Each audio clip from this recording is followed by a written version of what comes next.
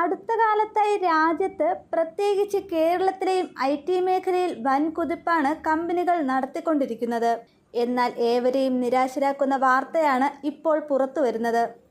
രാജ്യത്തെ പ്രമുഖ IT കമ്പനികളായ TCSഉം ഇൻഫോസിസും പുറത്തുവിട്ട 2023-24 സാമ്പത്തിക വർഷത്തിലെ പ്രവർത്തന കണക്കുകൾ നൽകുന്നത് ഈ രംഗത്ത് മാന്ദ്യം പിടിമുറുക്കുന്നുവെന്ന സൂചനകളാണ്. ഇൻഫോസിസ് പുറത്തുവിട്ട റിപ്പോർട്ട് പ്രകാരം കമ്പനിയുടെ വാർഷിക വരുമാന വളർച്ച വെറും 1.4%. 1981 കമ്പനി സ്ഥാപിതമായതിനു ശേഷം രേഖപ്പെടുത്തുന്ന ഏറ്റവും കുറഞ്ഞ വളർച്ചയാണിത്. അതായത് 43 വർഷത്തെ ചരിത്രത്തിനിടയിലെ ഏറ്റവും കുറവ്. അമേരിക്കൻ ബിസിനസ്സിലാണ് കാര്യമായ കുറവ് വന്നിരിക്കുന്നത്. നടപ്പ് സാമ്പത്തിക വർഷത്തിൽ കമ്പനി പ്രതീക്ഷിക്കുന്ന വരുമാന വളർച്ച 1.3% നിരാശയ്ക്കിടയാക്കുന്നുണ്ട്. അതേസമയം 2025 സാമ്പത്തിക വർഷത്തിന്റെ പ്രവർത്തന ലാഭ മാർജിൻ 20-22% ഇൻഫോസിസ് നിലനിർത്തിയിട്ടുണ്ട്. കഴിഞ്ഞ പാദത്തിൽ 20.7% ഇത്. ഇൻഫോസിസിന്റെ പ്രധാന ബിസിനസ് മേഖലകളായ ബാങ്കിംഗ് ആൻഡ് ഫിനാൻഷ്യൽ സർവീസ് 8.5% ഇടിവാണ് രേഖപ്പെടുത്തിയത്. ഇൻഫോസിസ് ഇതിനു മുൻപ് ഏറ്റവും മോശം പ്രവർത്തനം കാഴ്ചവെച്ചത് 2009-2010 സാമ്പത്തിക മാന്ദ്യത്തിന്റെ സമയത്താണ്. അന്ന് 3% വരുമാന വളർച്ച. 2023-24 സാമ്പത്തിക വർഷത്തിൽ മറ്റൊരു വമ്പൻ IT കമ്പനിയായ TCSന്റെ വരുമാന വളർച്ച 3.4%.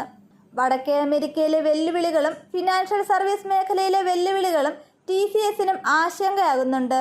നാലാം പാദത്തിൽ വടക്കേ അമേരിക്കയിൽ TCSന്റെ വാർഷിക വളർച്ചയിൽ 2.3% കുറവുണ്ടായി. ലോകമൊട്ടാകെ ഭൗമ സാമ്പത്തിക സാഹചര്യങ്ങളെക്കുറിച്ചുള്ള ആശങ്ക നിലനിൽക്കുന്നതിനിടയിലാണ് IT കമ്പനികളുടെ നാലാം പാദത്തിലെ മോശം പ്രവർത്തന ഫലം പുറത്തു വന്നിരിക്കുന്നത്.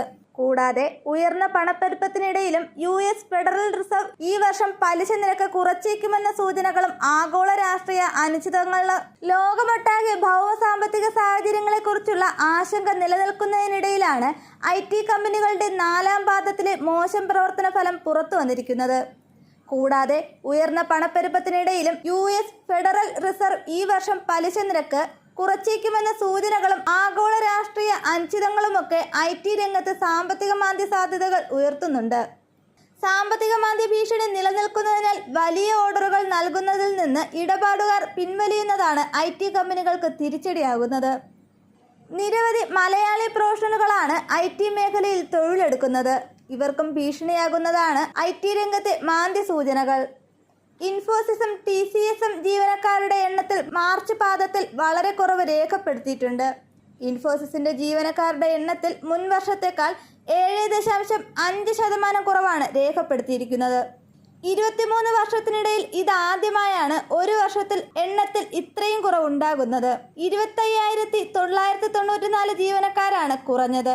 നിലവിൽ മൊത്തം ജീവനക്കാരുടെ എണ്ണം 3,17,240 ആണ്. പുതുതായി കൂട്ടിച്ചേർക്കപ്പെട്ട ജീവനക്കാരുടെ എണ്ണത്തിലും തുടർച്ചയായ നാലാം പാദത്തിലും കുറവ് രേഖപ്പെടുത്തുന്നുണ്ട്.